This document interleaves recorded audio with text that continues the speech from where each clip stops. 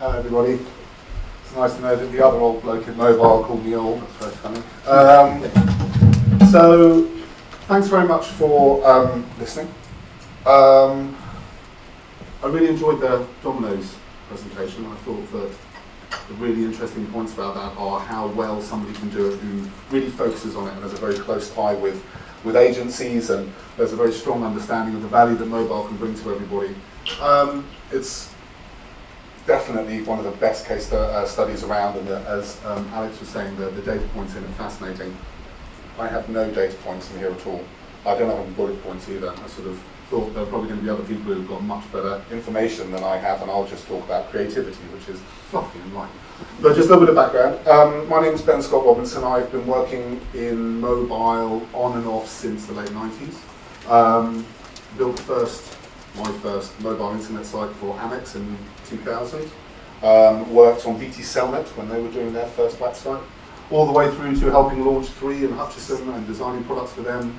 Working for various sort of agencies, all the way to starting up We Love Mobile, which enjoyed very much for 5 years, working with people like Peugeot and Coca-Cola and Unilever and Auto Trader and Molson Coors, and now moving on to Sapient, which is the UK's largest interactive agency, looking at omnichannel, so that's mobile first as far as I'm concerned, omnichannel delivery for their big telco brand. The reason I think it's really important to look at creativity when we're talking about mobile campaigns, mobile engagements, is most mobile campaigns fail. And it's very difficult for people to get their heads around it when they're listening to all the excitement and the buzz that's going on, that 80% of mobile apps are downloaded less than 1,000 times. And the majority of those are marketing apps. And when you look at ROI on campaigns, we're quite often talking about cost per acquisition costs of anything up to £50. So the cost of putting together the campaign, the media, all the rest of it, all the way through to getting people to significant engagement. So the example I use is a car brand, so getting people to get a test drive is around about 50 quid. Now that's really expensive, and it's also can put a lot of people off. So there have been a lot of people who've gone into mobile, a lot of brands, a lot of agencies, who've gone into mobile and got burnt and come back out again. So what I'm here to do, I suppose, is try and say, look, there's some great stuff we can do here, beware of the pitfalls, look at it from a creative perspective. So mobile is 8 things as far as I'm concerned. The first thing is, mobile is not working. Hey. Mobile is haiku. So this is Japanese for haiku, apparently. I copy and pasted it. I hope it doesn't say something totally different.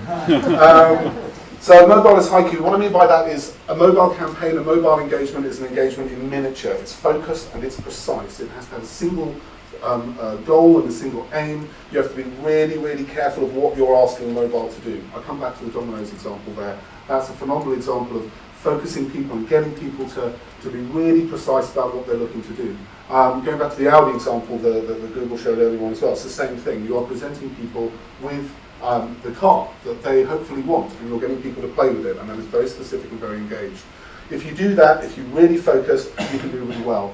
I'm going to pull 2 examples that I've had something to do with. We were talking about Coke one earlier, so I hope I'm not going to cross any boundaries. So in terms of a fantastic mobile campaign that Coke have done, they did one called Give Me Credit. Yes? Is that what we were talking about? There you go. Give Me Credit was a very simple thing. If you bought a can of Coke and you texted in, you got credit to your mobile phone back.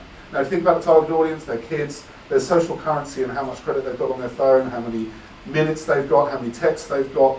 So allowing them to gain credits is a direct way of allowing them to gain social social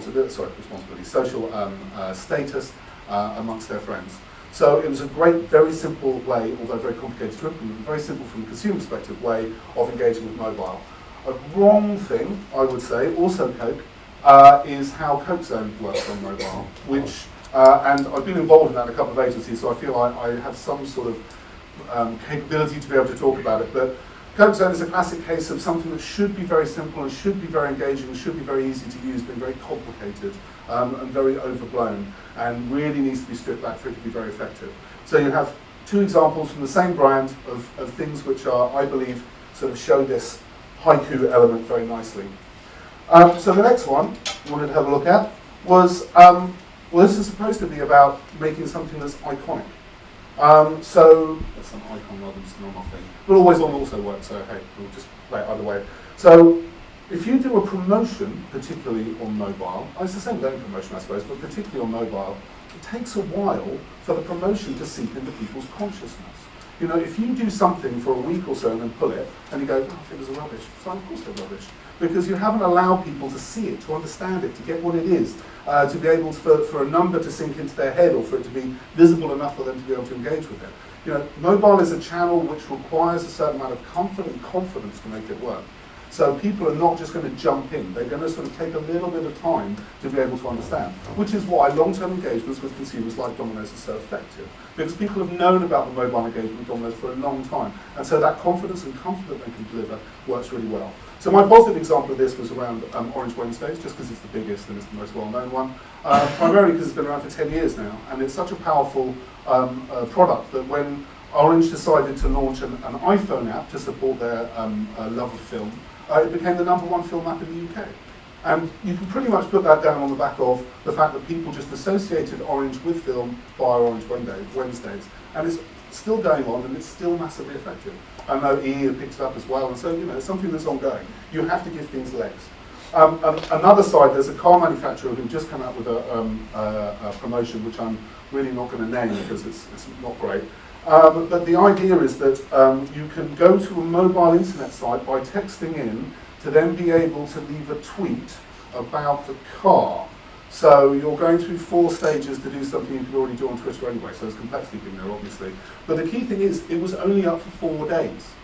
And the idea behind it was, oh, we're going to create this massive buzz and drive and limited timescales and all the rest of it, 4-day campaign. So, the next thing I want to talk about, is around clarity. Now, I love big, complicated pieces of tech. I'll talk about some of them later. I love being able to play with very, very cool stuff and have lots of fun. But ultimately, the simpler the mechanic, and the closer the interaction is to the customer's normal behaviours, the more likely they are to engage. So you can get people to play with AR and do all this sort of fancy stuff, but ultimately you'll take them outside their comfort zone, and so you're deliberately putting barriers in front of yourself. Ultimately, if you're looking for a successful campaign, you have to take those barriers away. So I'll use an example which is slightly uncomfortable for me because I had a lot to do with them early on. Shazam. I was involved in the design of some of their apps and stuff a while ago, and I thought the product was magical. It's a fantastic product. The idea that you can just be able to pull the name of a song out of the air is brilliant. When used in relation to a 30-second TV spot where you're looking to hopefully grab a piece of music or something from that, I think that you're putting barriers in people's way. The fact that they have to have an application, the fact that they have to get the application out of their pocket, they have to switch it on, they have to get it to engage with the advert, and then they have to get to the content in the space of 30 seconds, for me, is too short. I'm not denigrating from the Red Bull content, because obviously that's much longer form content and a very different thing. But ultimately, tying Shazam to an advertising campaign and relying on the engagement and interaction happening through that is deliberately putting barriers in front of your work. Now, if you bear in mind that, what do most people do when they're sitting on the sofas and they see something they really enjoy on television? They Google it. If you want to make sure that people are going to engage with the second screen thing, you make sure that your SEO is up to speed. You make sure that the site is optimized. You make sure that it's slick and easy. You provide something which is effective and gives them the information they want really fast. You don't start throwing pieces of technology in front of them.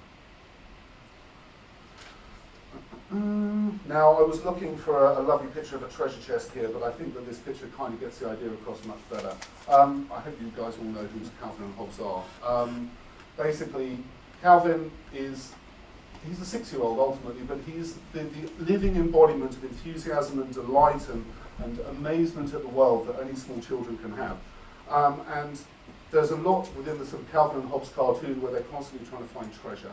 And treasure for them is not about loads and loads of money, it's just getting something more than they would expect. So digging up a chicken bone in a garden for them is treasure. And I think that when you start talking about campaigns, and when you start talking about engagement and getting people to switch on, you need to be giving people things to be able to help that sort of engagement. And it doesn't have to be massive. So there are definite issues, for example, with the way that prizes work within normal promotional activity on mobile.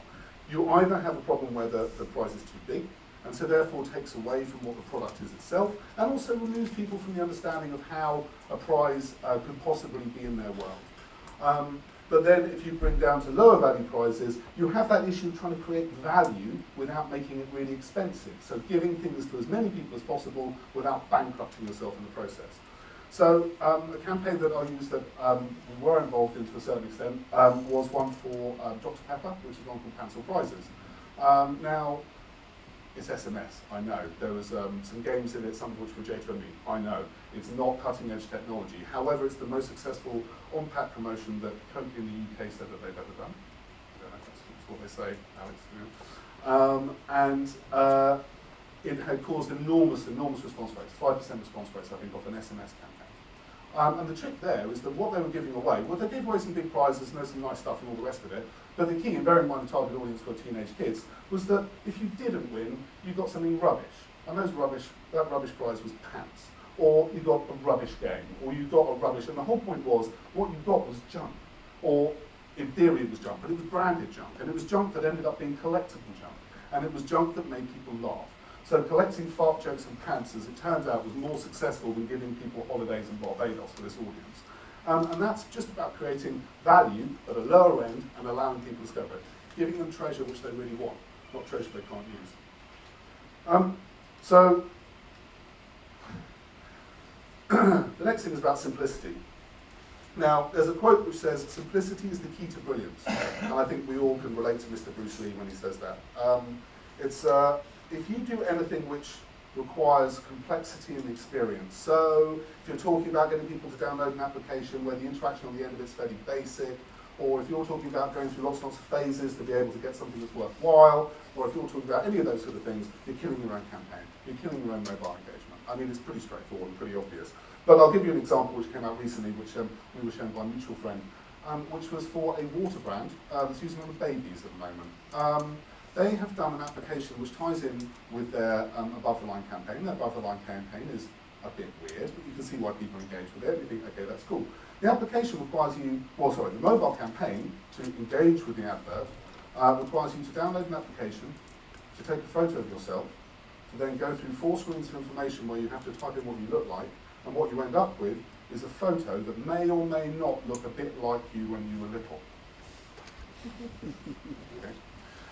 So, yeah, not brilliant. So in terms of simplicity, and simplicity from the consumer's perspective, I'd like to go back in time a little bit to something I was involved in We Love Mobile, which is a campaign for Cobra Beer, which was called Ruby Wednesdays. So tying back into promotional stuff tied around days. They did a deal with Manchester curry houses with the idea of obviously selling more Cobra Beer if they could, to get people to, after they finished at the pub, to just go, oh, I really fancy a curry. Oh, it's a 2-to-1 offer. Okay, I'll go and engage in that. So they put adverts up in bus stops around the outside of Greater Manchester. Those bus stops just ask you to text in to find your nearest curry house. It used SMS, but it used location-based SMS. So you could find the nearest ones. And you sent back 3 curry houses that were relevant. On each one of those was a little number.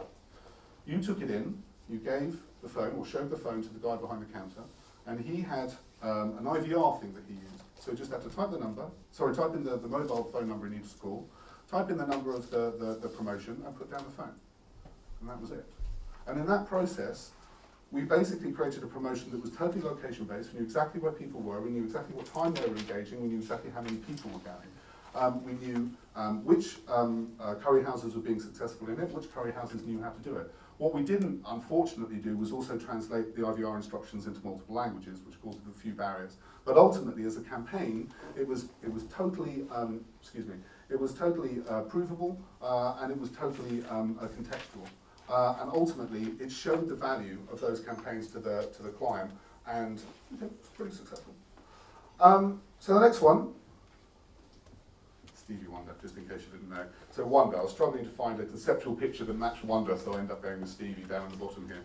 So Wonder is an amazing thing, and I think there's so much around mobile which is about wonder. The fact that you have a piece of technology in your hand which 30 years ago was considered magic, that it can do things which are magic, which is ultimately this fantastic experience of something which just doesn't feel like it should be possible. So an example of that, as I said before, we could have used Shazam, because I believe that it is a magical product at its heart. It's fantastic that it can just pluck the name of a song out of the air. But instead I'm going to use an example that happened at Goodwood last year for Auto Trader. which was, again, this was, sorry, it's one of mine. We were briefed to make a car comparison thing to get people to engage with Auto Trader and the fact they're selling new cars. The thing about Auto Trader and new cars is that most people associate them with selling old used cars, etc. So again, this sort of movement across into new car world was difficult for them. What we did was create an entire experience which was around that delight and wonder of pulling a toy car out of the box for the first time when you were a kid. So if you've got a Matchbox, you've got a toy, you pull it out and this thing is yours and it's unblemished and it's perfect. It's just come out of this perfect box. And there's that little moment. There's a little moment of sort of frisson which you won't get anytime else because that sort of ownership, that sort of singularity of ownership sort of changes as you get older. So we're very much focused on creating this experience. And one of the things we were looking to do was to allow people to compare cars and choose the cars they liked. So rather than just having a few iPads knocking around a stall, we created what was essentially a bit like a trailer shop, I suppose. So along one big wall, we had every car that was available in the UK as a model. Great big model you can have a bit of a play with. And on the bottom of the models, we stuck NFC chips. And we set up a little stall, which was basically an iPad with a couple of NFC readers on it, which allowed us to stick just these two cars next to each other, and then you've got the comparison coming up. Now, ultimately, that's not a big deal technically. It's not really that exciting experience. We tried the best, but it was magical. And the fact that you could do something and sort of take something and then there was an interaction, there didn't appear to be any way for it to tie together, and it just appeared to be magical, was amazing. And you saw people sort of moving cars from side to side, and you saw kids coming along and just shoving loads of cars on to see what would happen. You also saw kids grabbing the cars and driving them on the floor. But ultimately, that sort of sense of majesty added to an experience which should have been quite dull, and I think that is where mobile can be really, really effective. The final one, I suppose, is around the truth. The truth. So, the truth that works in two ways. One is, mobile is a fantastic way to let you know what's going on. Now, I'm involved with a number of sort of consumer advocacy things and various things because I think it's amazing what mobile can do in this space. And it's not marketing, it's just what mobile's really good at. So, stuff like 6 Degrees, stuff like, any of those sort of things, it's amazing. The fact that they can generate and engage people incredibly fast and get people to take part in petitions or sending stuff off to their politician or whatever within minutes, is an incredibly powerful thing. And it's changing the way the government's working. The number of campaigns come through, particularly from 6 Degrees, which have been altered because of consumer engagement is massive. So be able to communicate that truth from a brand perspective is much more around, I suppose, putting yourselves into the consumer's lives, creating utility, creating excitement and engagement through the brand, and basically becoming a part of the consumer's life, becoming the truth that they exist within. So two things that I really enjoy from this, one of which is just a general brand utility, but I'm afraid I'm going to use the Nike word here and just say I think that sort of the Nike branded utility is not so much fuel band, which I think is a product in its own right, but certainly some of the training tools that you can get on and via applications are absolutely brilliant. And the fact that a company has invested all this money into making your life better on the off chance that you might sell shoes, for me is something you should take advantage of and then later decide whether you want to buy their shoes. The other one is really how effective it is for things like causes. So I quite like bees. It's quite an odd thing to say, but there's a big campaign at the moment, obviously, around bees are really suffering, and I think that the Friends of the Earth did a campaign which was very, very straightforward. It was a simple value exchange. You take part, you give your money, you put your name down for a petition, we'll give you a little bag of seeds which we can grow and encourage bees to in your garden. It's just a very simple campaign. It's a very simple promotional mechanic, but very, very effective because it touches all the bases you need it to. Yes, there's a money generating scheme, revenue generating scheme in there. Yes, there's a form of advocacy in there, and yes, there's a way of actually spreading people doing good things, all at the same time, all based around an SMS campaign. Pretty effective, I thought. So, the final thing, beauty. So I pulled this up because Ken worked a little while, and I think that actually highlights a big problem. So the way that Dove Campaign for Real Beauty obviously works me above the line and the viral and all the rest space is fantastic. It's a very effective way to separate yourself from the marketplace, to put yourself in a different space. However, as soon as you start applying promotional mechanics or engagement or interaction mechanics to an idea as ephemeral as Campaign for Real Beauty, you end up starting to weaken the proposition quite a lot. So we were doing some research around this, and it's very difficult to get people to communicate, to get people to take part, to get people involved in this sort of thing, simply because of the way that as soon as you start to appear to make any money out of it, you're essentially commoditizing the idea. So it's actually, this is just a way of selling product, rather than this is something which is standalone and should be looked at in its own right. So apart the dove thing, but I think from a perspective of beauty, what beauty is in the mobile space is really it's a combination of being able to send the right messages to the right people in the right location at the right time, asking the right sort of interaction and giving them the right sort of reward. And if I had to pull out anything at the moment that was able to achieve this most effectively, I would say it's probably O2 and what they're doing with priority moments. I think that it's a phenomenal piece of work. And again, it's something that's building up over time. It's really good. Thank you very much.